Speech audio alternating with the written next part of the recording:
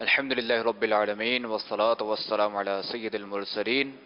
اما بعد فاعوذ باللہ من الشیطان الرجیم بسم اللہ الرحمن الرحیم۔ آج جو میرا موضوع ہے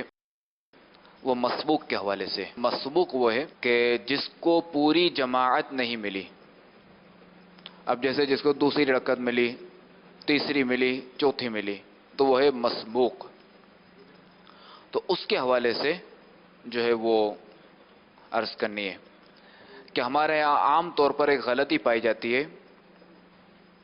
کہ جب امام کو سلام پھیرنا ہوتا ہے سجدہ سہو کرنے کے لیے، تو مسبوق یعنی جس کی کچھ رکعتیں رہ گئیں تو وہ سمجھتا ہے کہ مجھے بھی امام کے ساتھ سلام پھیرنا ہے سجدہ سہو کرنے کے لیے، حالانکہ ایسا نہیں ہے۔ حالانکہ مسئلہ یہ ہے کہ اگر مسبوق نے یعنی جس کی کچھ رکعتیں رہ گئی ہوں، ایک یا چند رکعتیں رہ گئی ہوں،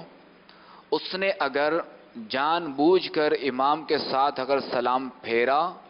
تو وہ نماز سے باہر ہو جائے گا، یعنی اس کی نماز ٹوٹ جائے گی۔ اس میں یہ ہے کہ اب جیسے امام کو سجدہ سہو کرنا ہے تو اب مسبوق جو ہے وہ سلام نہیں پھیرے گا۔ مسبوق کے لیے یہ ہے کہ جب امام سلام پھیرے تو کچھ دیر یہ کچھ لمحات یہ ٹھہر جائے، یعنی ڈائریکٹ کھڑا نہ ہو، تھوڑا سا انتظار کر لیں۔ ہاں جب امام دوسری طرف سلام پھیر لے تو اب یہ کھڑا ہو جائے کہ ہو سکتا ہے کہ امام کو سجدہ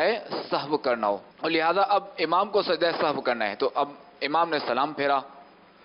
تو اب جو ہے وہ مسبوق سلام نہیں پھیرے گا ادھر، بلکہ مسبوق بھی جو ہے وہ بغیر سلام پھیرے امام کے ساتھ سجدہ سہو میں شامل ہو جائے گا، اور پھر جو وہ امام جب دوبارہ جب سلام پھیرے گا تب مسبوق جو اپنی بقیہ رکعتیں پوری کرنے کے لیے جو ہے وہ کھڑا ہو جائے گا۔ البتہ مسبوق یعنی جس کی ایک یا چند رکعتیں رہ گئی ہوں، اس نے اگر بھولے سے سلام پھیر دیا تو اب جو ہے کوئی مسئلہ نہیں کہ اب جو ہے وہ اگر اس نے بھولے سے سلام پھیر دیا تو یہ دوبارہ جو ہے یہ نماز شامل ہی رہے گا اور دوبارہ کھڑا ہو جائے، اس پہ کوئی سجدہ سہو وغیرہ بھی کوئی واجب نہیں۔